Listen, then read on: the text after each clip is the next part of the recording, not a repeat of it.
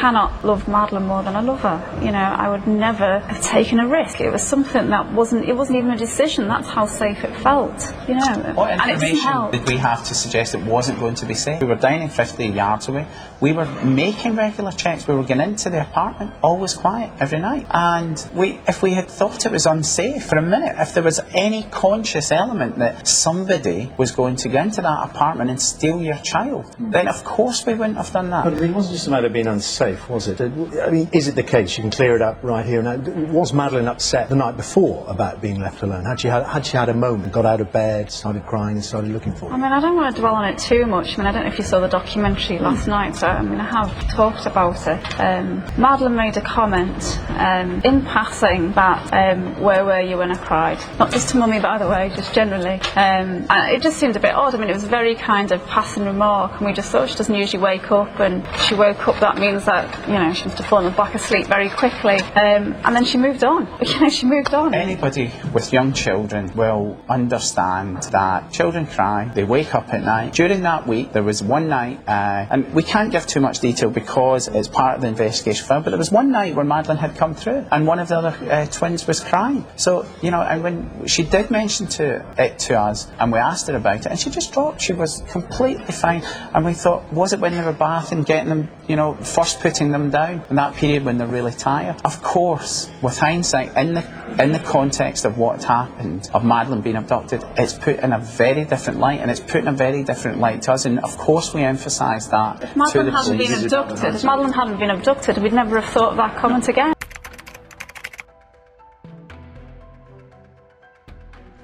Words cannot describe the anguish and despair that we are feeling. On May 3, 2007, in Praia da Luz, Portugal, the disappearance of Madeleine McCann shocked the world.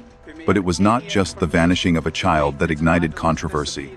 It was the contradictions in her parents' behavior, Kate and Gerry McCann, that turned a tragedy into a maze of suspicion. Kate screamed of abduction. Gerry collapsed in tears, yet their actions raised questions, washing Madeleine's toy cuddle cat, refusing to answer 48 police questions, and delaying the call to authorities. Were they grieving parents or the ones hiding a crime? With the open windows, conflicting testimony, and the mysterious smell of death, the theory that Kate and Gerry were the killers, covering up Madeleine's death, becomes a chilling prism. Step into the night of May 3, 2007, where every moment reveals signs that cast doubt on her very parents. At 7 p.m. on May 3, 2007, at the Ocean Club Resort in Praia da Luz, Portugal, Kate and Gerry McCann put their 3 children to bed in apartment 5A. Madeleine, just 3 years old, wore a pink and white pajama set featuring Eeyore. She clutched her cuddle cat and blanket in the main bedroom, while her twin siblings, Sean and Amelie, slept nearby. The front door was locked, but the sliding patio door was left open on purpose. According to the McCanns, this was done for easier access during routine checks. To some observers, this was negligence. To others, it was something more disturbing, the beginning of a cover-up.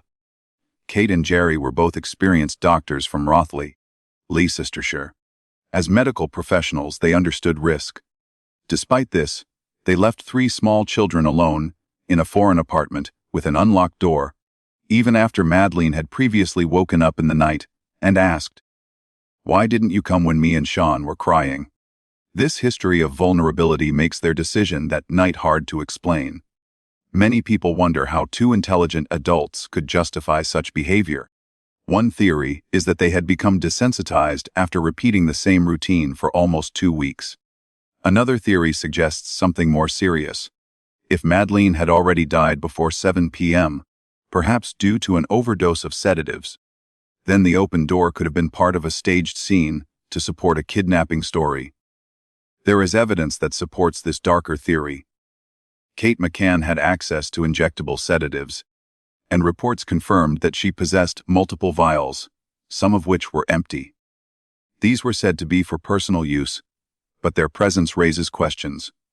If Madeleine was given medication to help her sleep and died accidentally, the open door could serve 2 purposes: to suggest an intruder and to provide a route for removing the body unnoticed. Adding to the suspicion is the tension in the McCann's marriage. Kate reportedly suspected Jerry of having an affair and even bought a spy pen to monitor him. If the couple was distracted or emotionally strained, it might explain a lapse in judgment. But if a tragic accident had already occurred, it could also explain how and why they may have begun to create a false narrative. If Madleen was dead by 7 p.m., every decision made afterward takes on new meaning. Leaving the patio door open would not just be about convenience. It would be a calculated detail in a larger story. An open door suggests an easy entrance and supports the idea of an abduction. If someone needed to remove a body discreetly, that door was the logical choice. It would leave no broken locks or forced entry. Just an open door and a missing child. This possibility makes the McCann's behavior even more unsettling. They appeared relaxed and cheerful in the hours before the disappearance. To some, this showed innocence. To others, it suggested they were putting on a performance. Their calm attitude, in hindsight, could be seen as emotional distancing. It could have been a way to prepare for what came next. These are not proven facts. But the contradictions are difficult to ignore. Why did they continue leaving the children unsupervised without any monitoring equipment? Why take such risks for a dinner only 55 meters away? Some argue that there are innocent explanations. But these explanations struggle under the weight of so many strange details. If Madleen had already died, the bedroom may have been arranged to appear untouched. Her body might have already been removed, and the rest of the scene left as part of the story. The image of Madleen asleep with her cuddle cat has become a symbol of innocence. But in this context, it is deeply ironic. That room may not have been safe. It may have been staged. Later, Kate washed Cuddle Cat, an action many found odd. Cadaver dogs later detected the scent of a dead body on the toy. What was once a tender object may now be a clue in a disturbing mystery. This hour, from 7 to 8 p.m., may have been the most important in the entire case. It could have marked the beginning of a crime, or the start of its concealment. If Madleen had already died, everything that followed may have been part of a plan. The open patio door may not simply represent poor judgment. It may be a sign. Was it an innocent mistake, or was it the first scene in a carefully constructed deception? We may never know for sure. But this early decision, leaving a door unlocked and children alone, is enough to make us question the entire narrative. If Kate and Jerry McCann were innocent, their actions were reckless. If they were not, then 7 p.m. was not the beginning of a nightmare. It was the beginning of a cover-up. At 8:30 p.m. on May 3, 2007, Kate and Jerry McCann left apartment 5A at the Ocean Club Resort in Praia da Luz to join their friends, known as the Tapas 7, for dinner at the nearby tapas restaurant. The restaurant was approximately 55 meters away. They chose a table near the window, which they claimed allowed them to monitor the apartment. More notably, a request to reserve this specific table was written in the restaurant's booking log. The note explained that the McCann's children were alone in the apartment, a fact that, once public, raised eyebrows and questions. The booking log effectively advertised that apartment 5A had no adult supervision. Some interpreted this as an honest, albeit careless, detail. Others considered the possibility that it was a deliberate attempt to plant the idea of vulnerability, suggesting that the apartment could be an easy target for an intruder.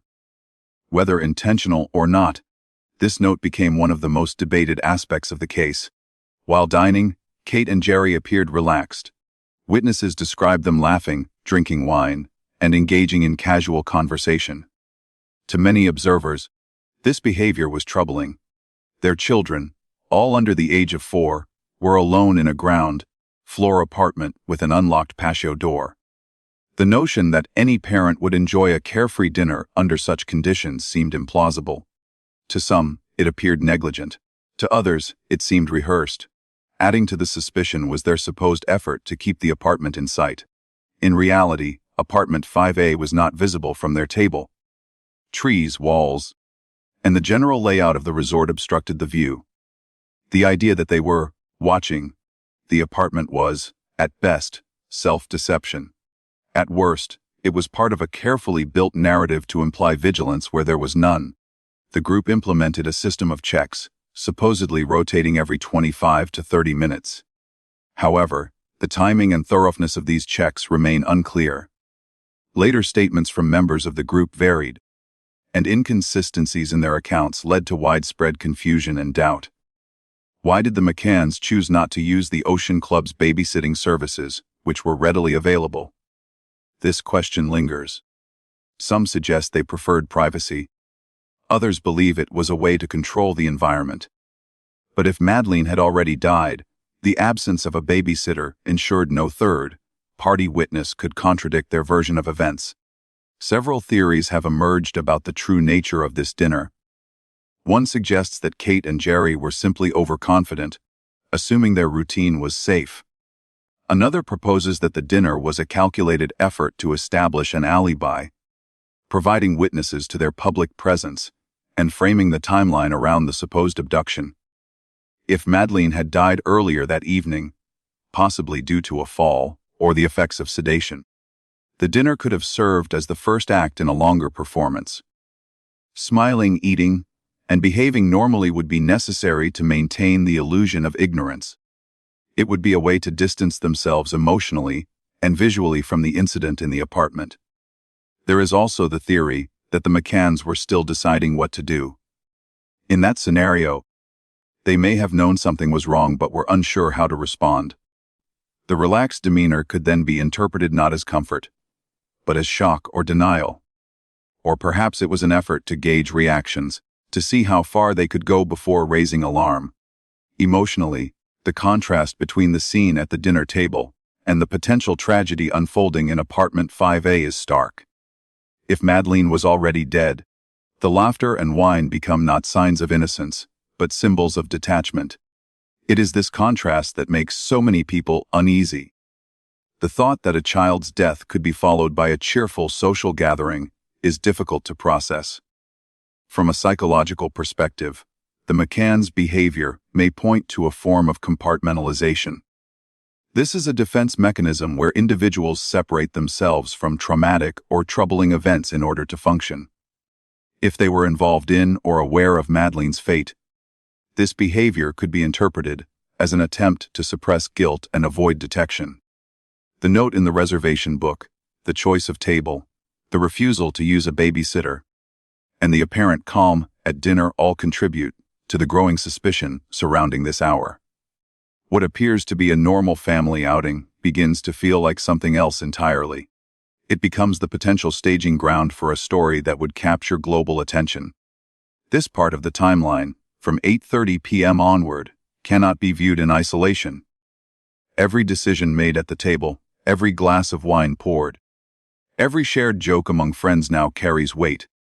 If Madeleen's disappearance was accidental, then this dinner was a reckless misstep. But if it was part of a cover-up, then it was the opening act in a long, calculated performance. The evening air in Praia da Luz may have felt ordinary to those gathered around the tapas restaurant table. But under the surface, something much darker may have already taken root. The dinner, far from being a simple meal among friends, may have been the moment when reality began to split into two versions. One was public and filled with concern. The other was private and shrouded in secrets. At 9:05 p.m., Jerry McCann left the dinner table at the tapas restaurant to check on his children in apartment 5A. This check was part of the group's agreed system of taking turns monitoring the sleeping children.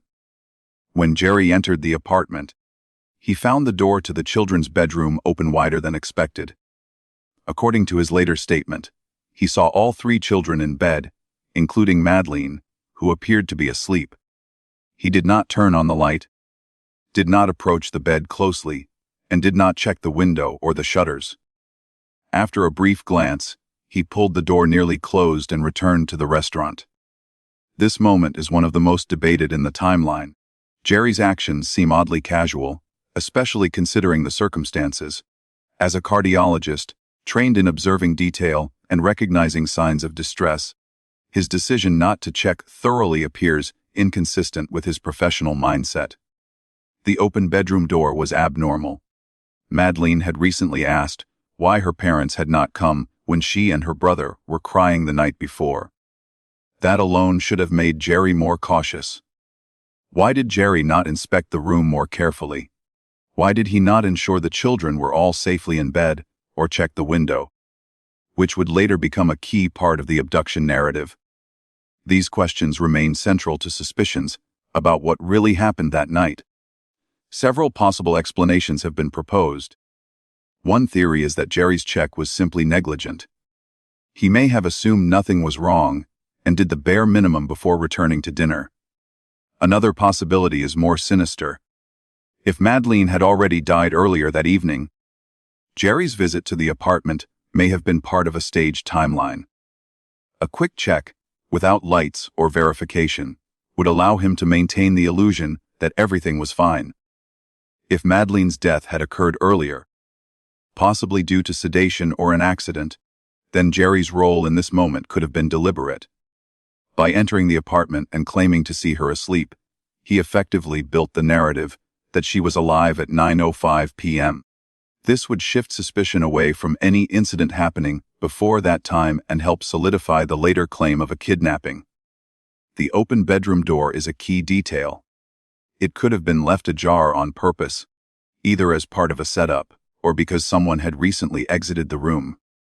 Jerry's failure to investigate this abnormality weakens his claim of being a vigilant parent. If Madleen was already dead, the open door could have been a carefully crafted clue meant to imply outside intrusion. There is also the possibility of subconscious avoidance. If Jerry suspected or knew that something had happened to Madleen, his minimal check may reflect a psychological desire not to confront the reality. This kind of denial or emotional detachment can occur in moments of trauma. However, it can also be interpreted as a tactic to maintain distance and protect a planned story. From a behavioral standpoint, Jerry's return to the dinner table is striking. He reportedly appeared calm and gave no indication that anything was wrong. He resumed eating and chatting with friends. If he had just seen a scene that raised concerns, an open door, a vulnerable child, one would expect some level of anxiety. Instead, his demeanor remained relaxed. This calmness, if Madleen was already dead, is deeply disturbing. It suggests a capacity for emotional control under pressure. It also suggests that the narrative was already in motion and that deviations from the plan would jeopardize it. The impact of this check reaches beyond just Jerry's actions. It anchors the entire timeline. If Madleen was seen alive at 9:05 p.m., then any disappearance must have occurred afterward. But if that sighting was false, then the actual timeline is pushed earlier, possibly before the McCanns even arrived at dinner. Every case detail is influenced by this moment. If Jerry lied, it changes everything. If he told the truth but missed signs of trouble, it suggests critical negligence. Either way, the 9:05 check becomes a turning point. Emotionally, the image of Jerry standing in that dimly lit room is haunting. If Madleen was alive, then his failure to ensure her safety is heartbreaking. If she was dead, then his ability to walk away and act normally is chilling. This is the crossroads where the line between accident and deception becomes blurred. The events of 9:05 p.m. remain uncertain. But what is clear is that Jerry's actions, whether careless or calculated, helped shape the story that would follow. His check, or lack thereof, became the last time anyone claimed to see Madleen alive. That fact alone makes it one of the most critical and controversial minutes in the entire investigation.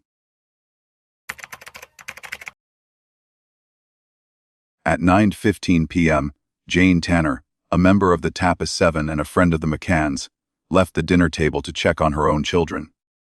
While walking along the path outside apartment 5A, she reported seeing a man carrying a small child dressed in light, colored pajamas. The man was walking away from the apartment, heading east. Jane did not raise the alarm or report this sighting immediately. She only mentioned it later, after news of Madeleen's disappearance became public. The timing of this sighting placed it just minutes after Jerry's check at 9:05 p.m., making it one of the most debated pieces of testimony in the case.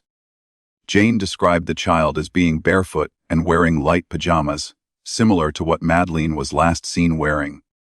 Yet, despite the gravity of what she claimed to witness, she remained silent for a critical window of time.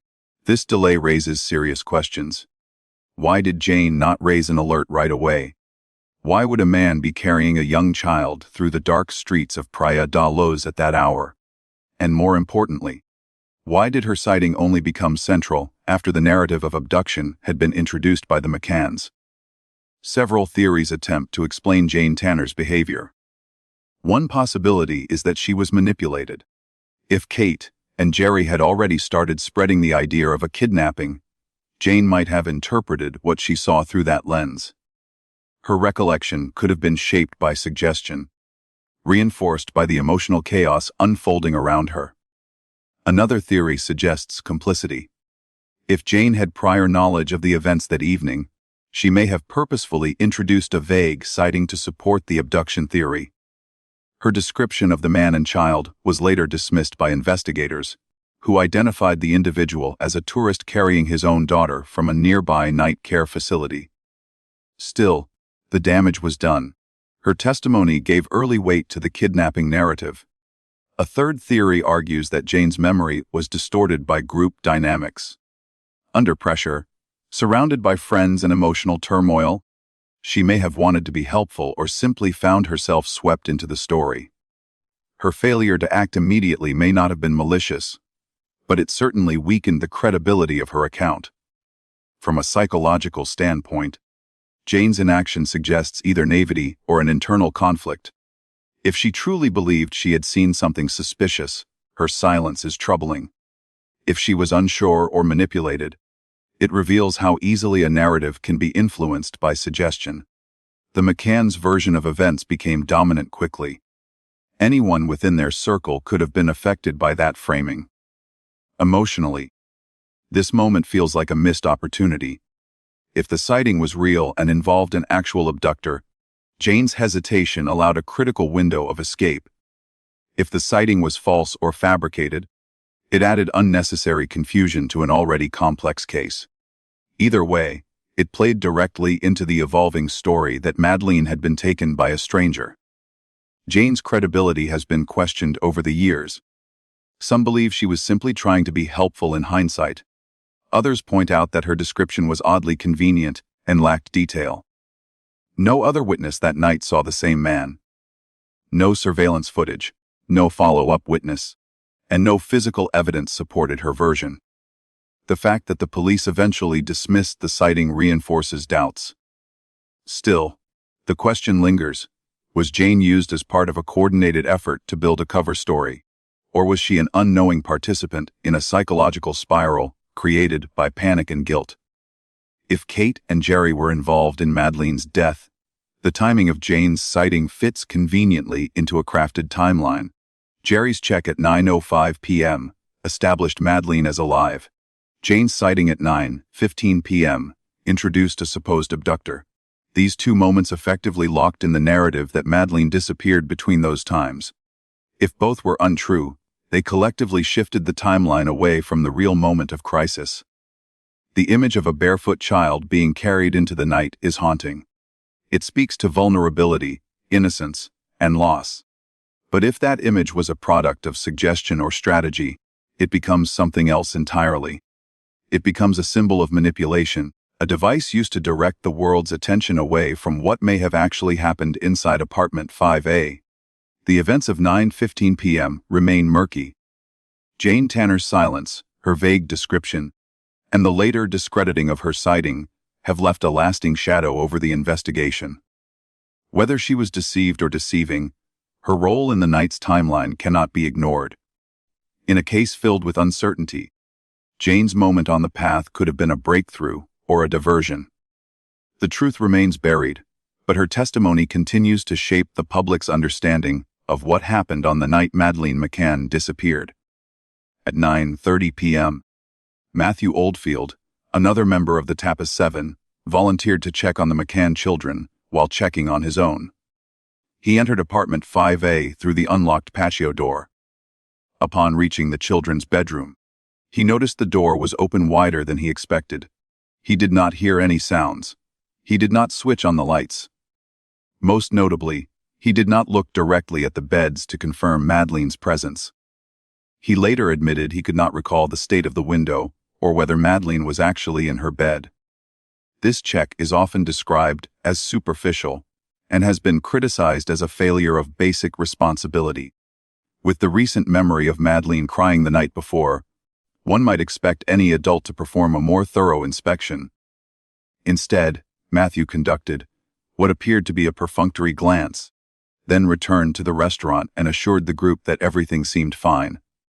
There are several reasons why this check has attracted so much scrutiny. First, it represented the last potential opportunity to confirm Madeleine's well-being before she was reported missing. Second, Matthew's vague recollections have left crucial gaps in the timeline. Third, the lack of detailed observation raises the possibility that this check was not just careless, but calculated. One theory suggests that Matthew may have been instructed, directly or indirectly, to perform a quick check that would avoid the discovery of anything suspicious. If Madeleine had already died before 9:30 p.m., perhaps due to a sedative overdose or an accident, then a brief, unobservant visit would ensure that her absence or condition was not detected. In this version of events, Matthew's role becomes one of unwitting or willing complicity. Another possibility is that Kate and Jerry McCann, knowing what had happened, used their influence over the group to shape how others would interact with the apartment. If they created a sense of false normalcy and discouraged deeper concern, Matthew's casual approach might reflect group dynamics rather than individual intent. He may have felt that his responsibility was minimal, or that his task was only symbolic. A third hypothesis is that Matthew's vague account served a strategic purpose in the developing timeline. His confirmation that everything appeared fine at 9:30 p.m. helped anchor the window of abduction to the narrow period between 9:30 and 10 p.m. This helped reinforce the idea that Madeleine was taken by an intruder during a brief gap when no adult was checking. There is also the matter of the open bedroom door. Jane Tanner reported that it was open at 9:15 p.m. Jerry said it was slightly ajar at 9:05 p.m. By 9:30 p.m., Matthew claimed it was open wider than expected. These small details raise big questions. If someone had entered or exited through the window by then, why didn't Matthew notice? If the curtains were disturbed or the window opened, that should have raised alarm. His inability to recall the state of the window only deepens the mystery. Psychologically, Matthew's behavior can be interpreted in different ways.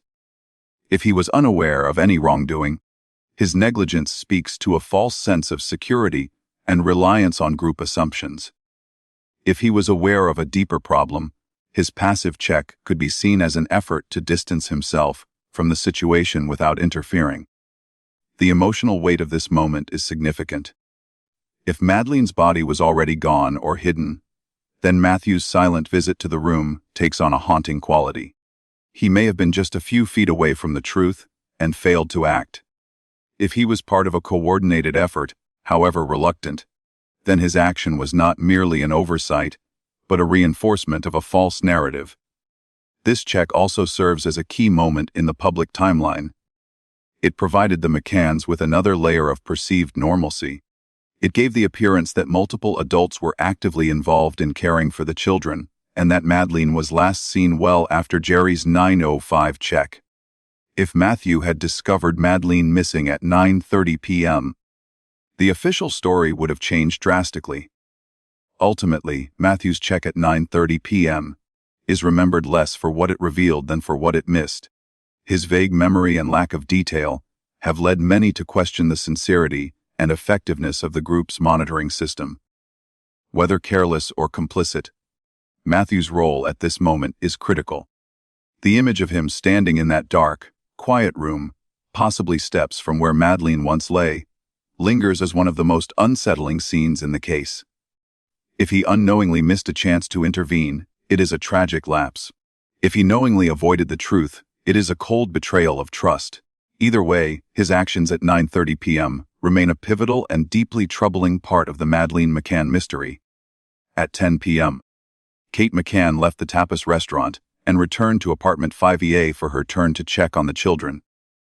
What happened next became the defining moment of the entire case. Upon entering the apartment, she found the children's bedroom door wide open.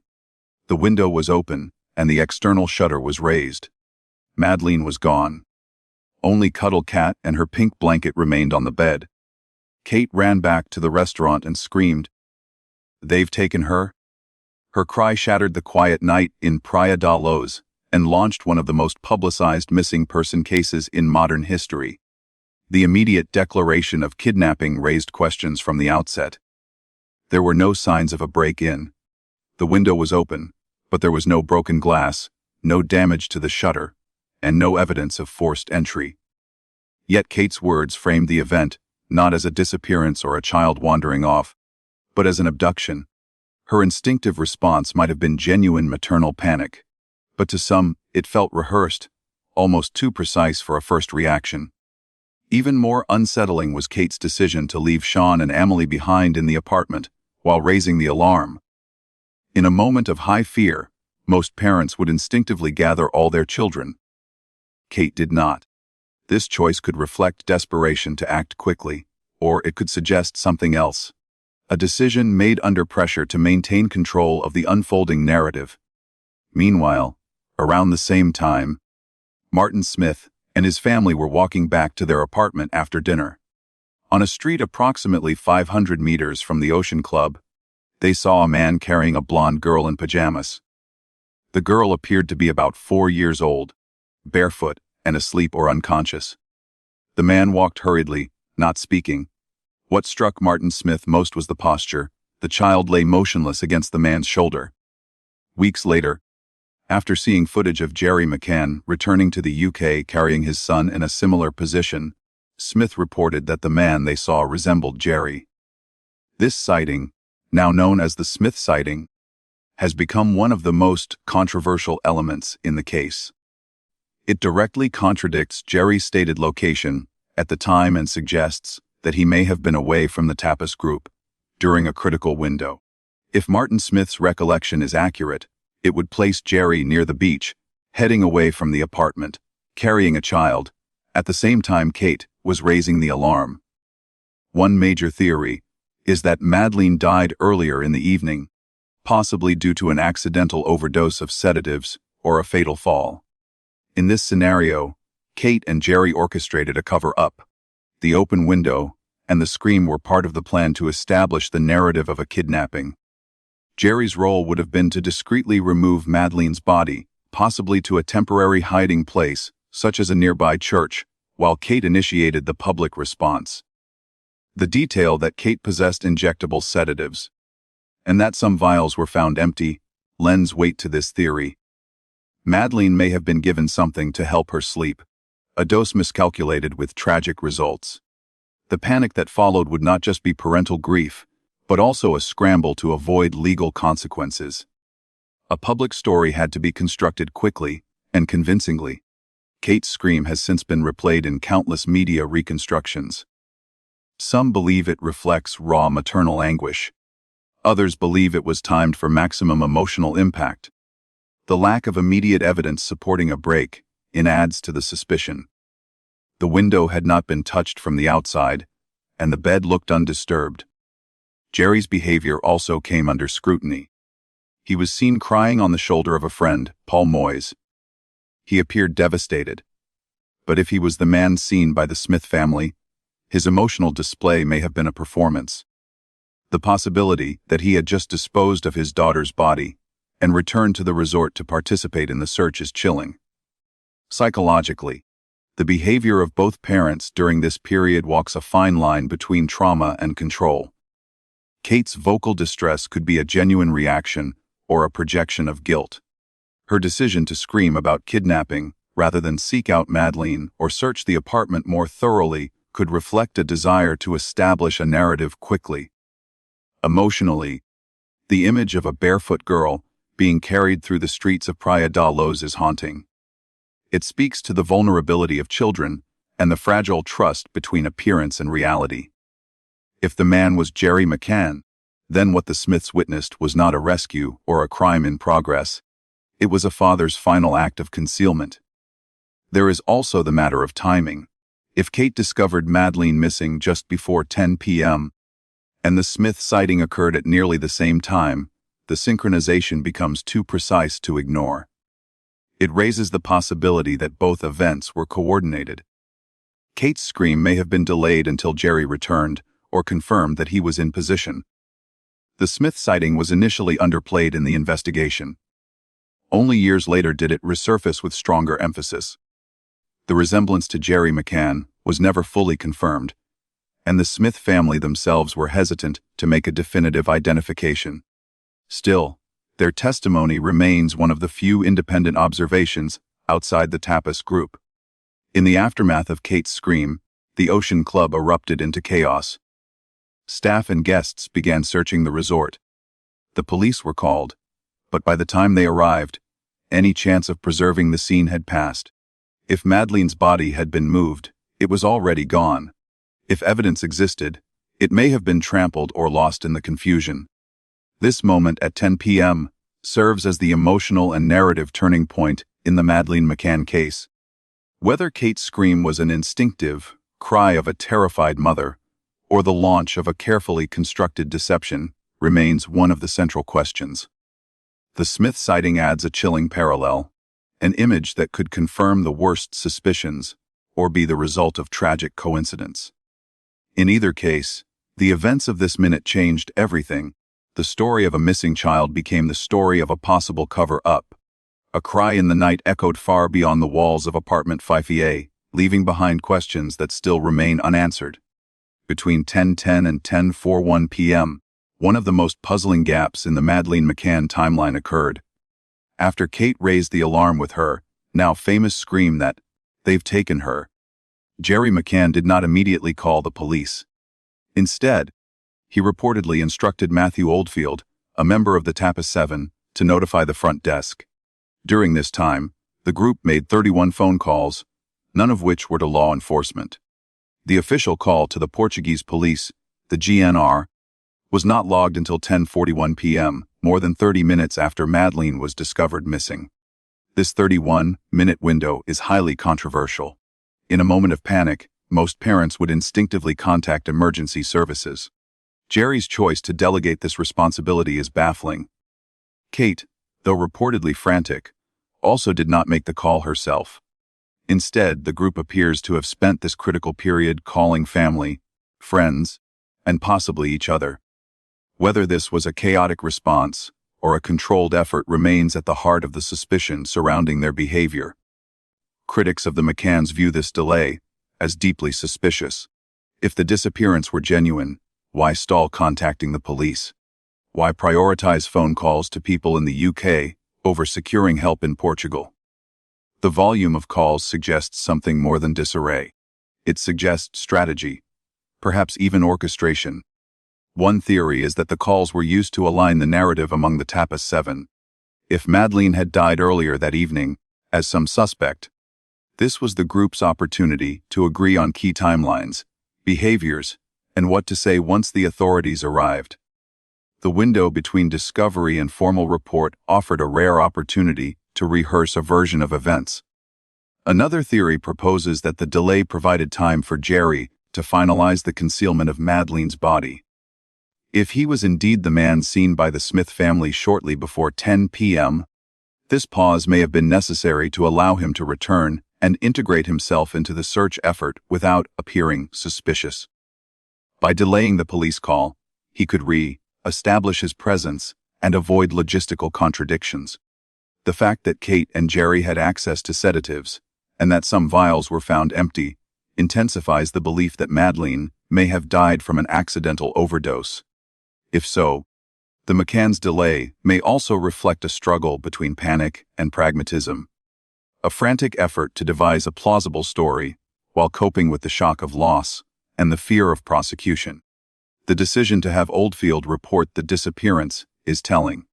Delegating this task distanced Jerry from direct interaction with the authorities during the critical early stage. If deliberate, it was a move to protect himself from scrutiny, limiting his exposure to official questioning until a unified front was established. Psychologically, this period reflects a moment of control cloaked in chaos. Kate's visible distress lent emotional urgency to the situation. Jerry's quiet, methodical behavior contrasted sharply with that. The contrast could be interpreted in two ways, one as a division of emotional roles in a crisis, the other as a performance designed to deflect suspicion. Emotionally, the 31-minute gap is agonizing. If Madleen had truly just been taken, this was the golden hour to alert police, secure the perimeter, and initiate a coordinated search. Every minute lost was a minute further from rescue. The fact that this time was spent on private phone calls, rather than immediate action, leaves a heavy emotional weight. Supporters of the McCanns argue that cultural confusion, panic, and shock might have caused the delay. They were in a foreign country. They were unfamiliar with emergency procedures. But this explanation falls short for many.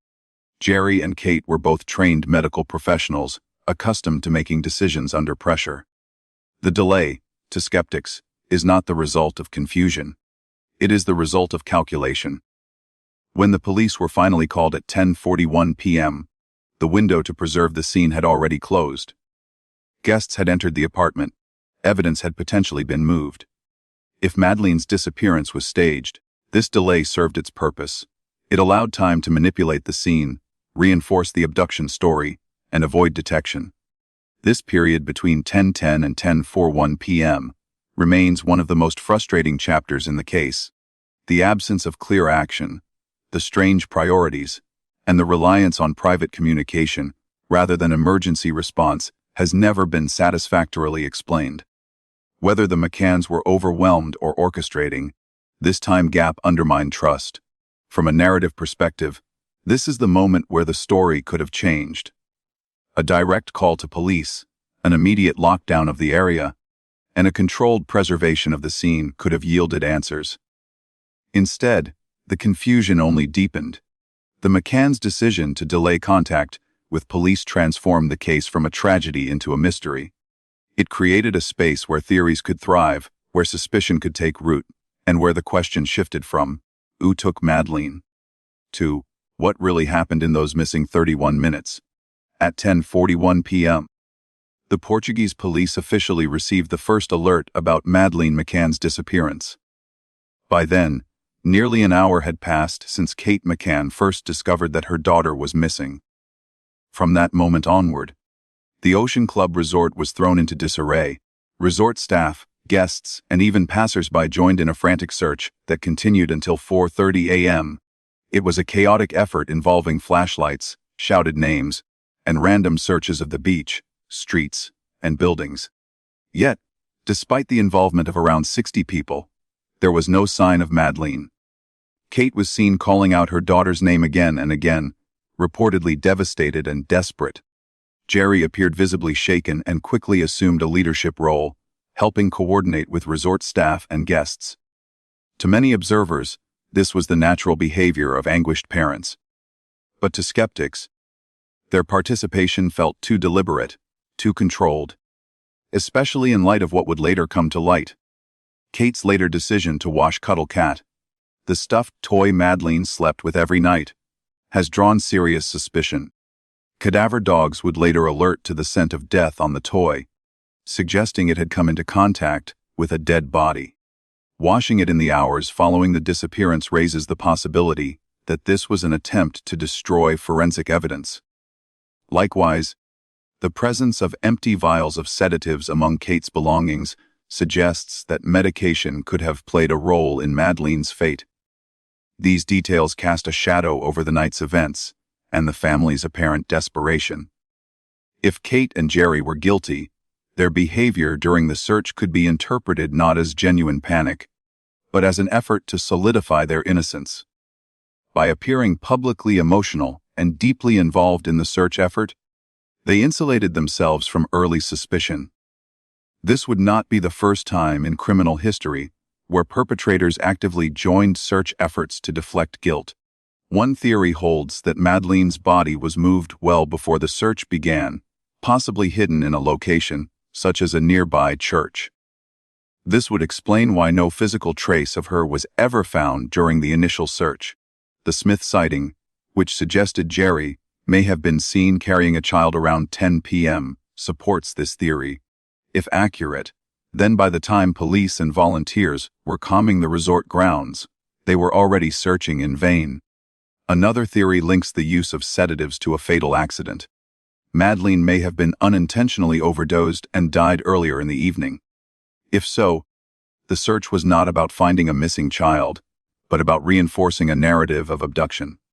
In that case, Kate's vocal grief and Jerry's strategic direction of the search become deeply manipulative actions, intended to mislead both witnesses and investigators. The Renault Scenic, which the McCanns rented several weeks later, would eventually become another point of suspicion. Dogs trained to detect cadaver scent would later alert to the trunk of that vehicle. It was reported that the car was driven more than 3,000 kilometers within just a few days. Though circumstantial, these facts lend support to the idea that Madeleen's body may have been temporarily hidden and later moved with the car. The behavior of the police during the search also raises questions. Officers from the GNR were not trained in missing child investigations and reportedly lacked urgency in securing the scene. Apartment 5A was not immediately sealed off. Guests and volunteers walked through it freely, compromising potential evidence. If there had been signs of a struggle or physical clues to Madeleen's fate, they may have been lost forever. The chaotic nature of the search worked in the McCanns' favor. If they were indeed hiding something, the lack of immediate structure, forensic procedures, and experienced investigation meant that the early hours were largely wasted. If Madeleen's disappearance was staged, this chaos provided the perfect cover. Psychologically, the contrast between the public display of grief and the private actions of the McCanns fuels doubt. Kate's cries may have been heartfelt, or they may have been the result of pressure and guilt.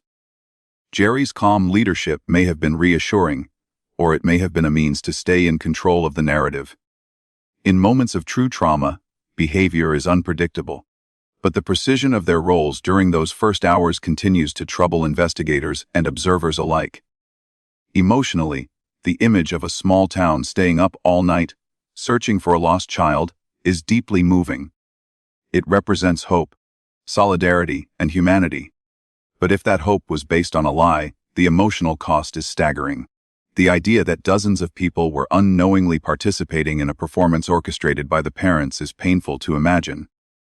By 4:30 a.m., the search had turned up nothing. Madleen had vanished without a trace. There were no footprints, no clothing, no objects misplaced. Only confusion, desperation, and silence. The hours that followed would bring more questions than answers. This stretch of time, from 10:30 p.m. to 4:30 a.m., is marked by urgency on the surface and uncertainty beneath. It is a period where genuine hope and potential deception coexisted, where every shouted name and every opened door may have been in pursuit of a truth that had already been hidden. Whether the McCanns were truly searching for their daughter or simply for credibility, the emotional and investigative consequences of that night continue to echo to this day. In August 2007, the investigation into Madeleine McCann's disappearance took a dramatic turn. British sniffer dogs Eddie and Keela, highly trained to detect the scent of human decomposition and traces of blood, respectively, were brought to Praia da Luz. What they uncovered shook the foundation of the McCann's narrative. Eddie, the cadaver dog, alerted to the smell of death in several key locations. Behind the sofa and inside the wardrobe of apartment 5A, on Kate McCann's clothing, on the child's favorite toy cuddle cat, and in the trunk of a Renault Scenic rented by the McCanns 6 weeks after the disappearance. Keela, trained to detect human blood, also signaled the same apartment spot behind the sofa. These alerts painted a disturbing picture, one that aligned less with abduction and more with death occurring inside the apartment. Kate explained the cadaver scent on her clothes and cuddle cat by citing her profession as a doctor. She claimed she may have come into contact with dead bodies during her shifts. But critics, including the dog handlers themselves, pointed out that the dogs reacted only in areas directly connected to Madleen, not randomly. Neither dog signaled in unrelated spaces like rental homes or cars, used by other members of the investigation. This selective pattern bolstered the argument that Madleen had died inside apartment 5A. The Renault Scenic became another focal point. The McCanns had rented it weeks after the disappearance, ostensibly to aid in their search. However, both dogs alerted to the vehicle. More troubling still, forensic tests uncovered a DNA sample in the trunk. While the match was partial, it contained markers consistent with Madleen. The Portuguese police believed this discovery strongly supported the theory that her body had been moved using the car. Yet the evidence was not without complications. The sample was not pristine. It was mixed and possibly degraded. Critics pointed out that police had driven the Renault Scenic themselves to the testing facility, raising the possibility of contamination. This error diminished the legal weight of the DNA evidence, but didn't erase its disturbing implications. Why would any trace of Madeleen's DNA be in the trunk of a car rented long after her disappearance? Adding to the mystery was the car's mileage. In just 3 days, it was driven over 3,000 kilometers. Jerry and Kate explained this by saying they were searching for Madleen. But the exact nature of these trips remains vague. The timing of the rental, the scent alerts, and the DNA evidence combine to suggest that the Renault Scenic was possibly used to transport her remains. Multiple theories emerged. One held that Madleen died the night of May 3, possibly due to an accidental fall or a sedative overdose administered to ensure sleep while her parents dined out. The McCanns, panicking, may have temporarily hidden her body nearby, perhaps in the church they frequently visited. Weeks later, with police pressure mounting, they could have moved the body using the rented car. This would explain why the dogs alerted both in the apartment and the vehicle. Another possibility was that the abduction story had been fabricated from the outset. In this version, the open window and the frantic screams were part of a carefully constructed narrative meant to disguise an accidental death. The DNA in the car and the cadaver scent on personal belongings reflect not a crime of malice, but a cover uprooted in fear. From a psychological standpoint, Kate's explanation for the cadaver scent appeared desperate, an attempt to rationalize the irrational. Her subsequent refusal to answer police questions only deepened the impression of evasion. Jerry, on the other hand, continued to cooperate publicly, but rarely addressed the forensic findings directly. Their mixed responses suggest either a coordinated effort to deflect suspicion or an inability to face the full truth. Emotionally, the dog's alerts strike a devastating chord. That cuddle cat, the toy Madleen clung to every night, could carry the scent of death, transforms it from a symbol of innocence into a forensic clue. It challenges the heart as well as the mind. If Kate and Jerry knowingly handled their daughter's dead body, then washed the toy to erase evidence, the emotional betrayal is almost incomprehensible. The forensic findings in the McCann case remain controversial. Legally inconclusive yet emotionally and investigatively compelling, they exist in a space where science meets psychology. The cadaver dogs did not lie. The DNA was not invented. Whether the evidence amounts to legal proof is one question, but whether it tells a story is another. And in the case of Madeleine McCann, every clue, every scent, and every silence speaks volumes. Madeleine Beth McCann, a 3-year-old girl known for her bright spirit and love of swimming, vanished on the night of May 3, 2007. Her parents, Kate and Jerry McCann, both medical professionals, projected the image of a stable, middle-class British family vacationing in Praia da Luz. But internal cracks were already forming. Kate had reportedly suspected Jerry of infidelity and purchased a spy pen to monitor him. This hint of mistrust, rarely discussed in public narratives, suggests a home dynamic fraught with tension, possibly affecting how events unfolded. What was framed as a relaxing getaway soon took on the shape of neglect. Each night, the McCanns left their children alone in apartment 5A, with the patio door intentionally left unlocked. Even more troubling, a restaurant booking note indicated their preference for a table with a view of the apartment, acknowledging the children were unattended. This wasn't mere carelessness. It may have served to build a narrative of accessibility, laying the groundwork for a future claim of abduction. When Kate discovered Madleen missing, she immediately screamed, "They've taken her," a declaration that presumes a kidnapping, before any evidence of forced entry was visible. This instinctive framing of the situation, combined with Jerry's decision to delegate the police call to a friend, while making 31 private calls beforehand, raises disturbing questions. Were they seeking help or coordinating stories? Kate's decision the next morning to wash Madelein's cuddle cat, the toy she slept with every night, adds another layer of suspicion. Cadaver dogs later alerted to the scent of death on that very toy. Her explanation, that it was simply dirty, loses credibility in light of this forensic detail. Similarly, empty sedative vials found among Kate's belongings raised concerns. As an anesthesiologist, her access and knowledge suggest she may have administered medication to help Madleen sleep. If so, the possibility of accidental overdose cannot be ignored. Perhaps the most psychologically revealing behavior was Kate's refusal to answer 48 key questions posed by Portuguese investigators. These weren't trick questions. They included simple ones such as, "Do you feel responsible for your daughter's disappearance?" Her silence, especially paired with public media appearances, felt incongruent and unsettling. In contrast, Jerry maintained a calm, composed image in media interviews and helped lead public-facing efforts. But this composed demeanor, so carefully curated, came off as strategic rather than emotional.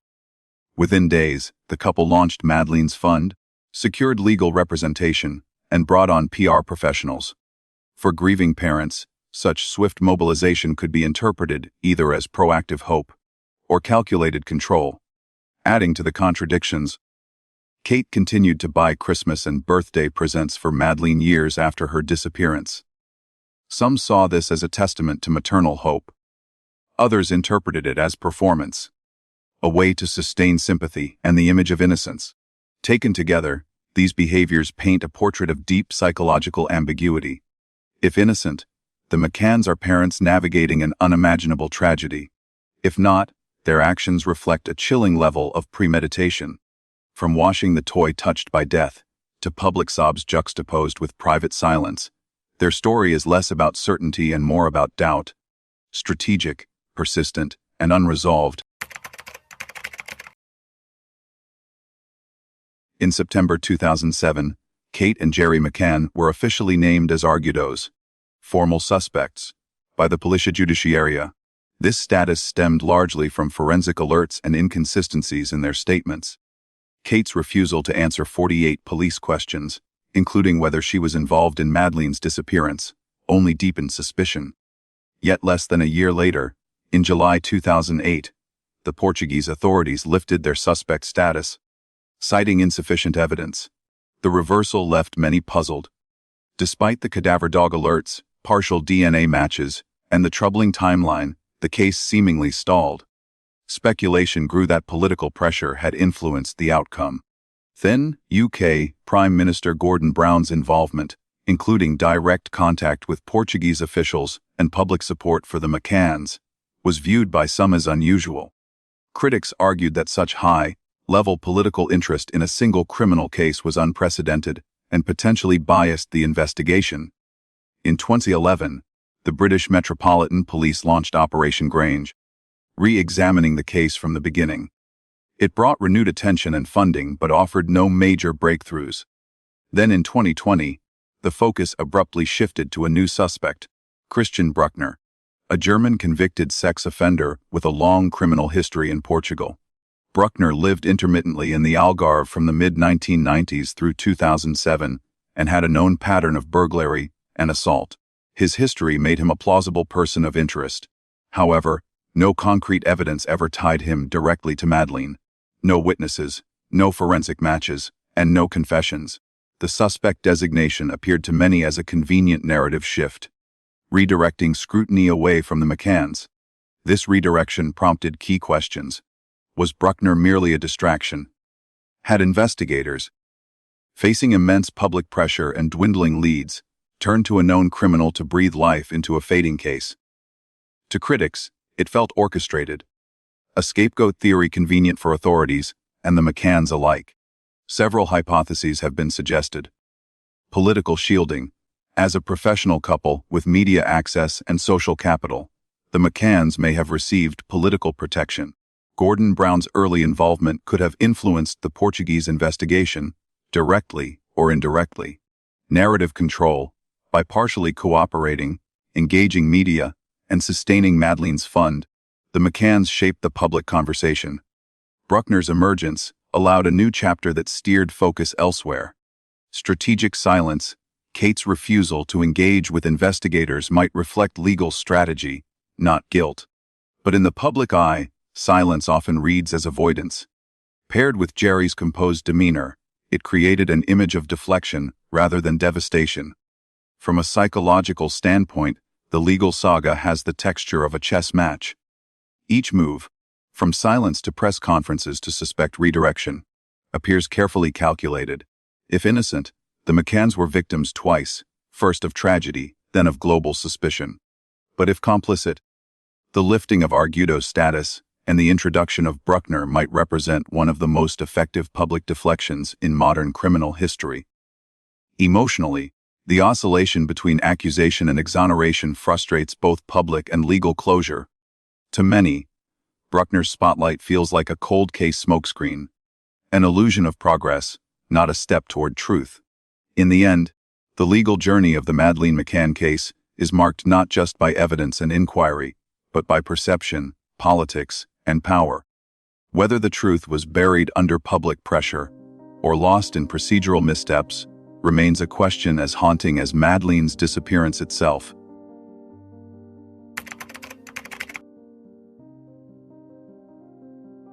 The Madeleine McCann case didn't just unfold in courtrooms or on Portuguese streets. It exploded across digital platforms. Social media, particularly X and Reddit, became a battleground of competing narratives.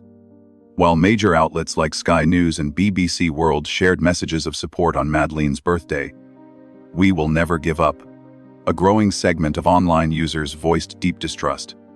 Anti-McCann communities accused Kate and Jerry of negligence at best and cover-up at worst. Their criticism focused on unanswered questions, the decision to leave 3 toddlers alone, the immediate framing of abduction, the washing of Cuddle Cat, and the refusal to answer police questions. Programs like 48 Hours and online documentaries amplified this split, with some portraying the couple as grieving parents, others as calculated performers. Was this public division a reflection of truth-seeking or character assassination? Many observers noted how the McCanns leveraged media, launching Madeleen's fund, giving interviews, maintaining visibility. Critics argue this built a protective wall of sympathy. Supporters, however, viewed the same acts as a desperate attempt to stay relevant in the hunt for their child. From a psychological lens, their media presence served dual purposes: protecting image and controlling narrative. The public outrage, particularly online, was fueled by the need for accountability, a need that remained unmet. As years passed, hope turned into suspicion, compassion into skepticism. After nearly 2 decades, Madeleine McCann's disappearance remains one of the most haunting mysteries of our time. Despite forensic alerts, behavioral inconsistencies, and suspicious timelines, no definitive resolution has emerged. If the theory that Kate and Jerry accidentally caused their daughter's death holds, the story takes a chilling turn, from tragedy to deception. The open window, washed toy, media control, and delayed police calls form a mosaic of doubt. Kate's silence during interrogation and Jerry's polished media image cast long shadows over their presumed innocence. The introduction of Christian Bruckner as a suspect may have shifted pressure, but did little to close the case. Instead, it raised fears that the truth, whatever it may be, has been buried by politics, media spin, and time. The case leaves us with a bitter truth: parental decisions have consequences, and the line between protection and manipulation can be razor thin. If guilty, Kate and Jerry didn't just lose a daughter. They rewrote a narrative to shield themselves, turning Madeleen's name into a long-running performance. And so, the question lingers, on every street, in every headline, and in every quiet doubt. Where did Madleen go that night?